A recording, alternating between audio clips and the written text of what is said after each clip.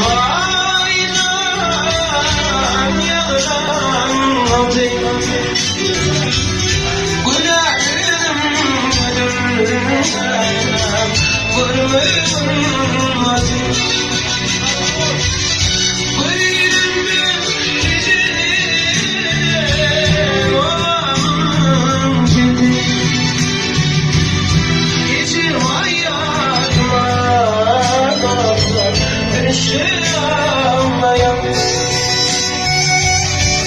Geçir artık durmuş dostlar vurmaya bağlı. Yürekte anlaşan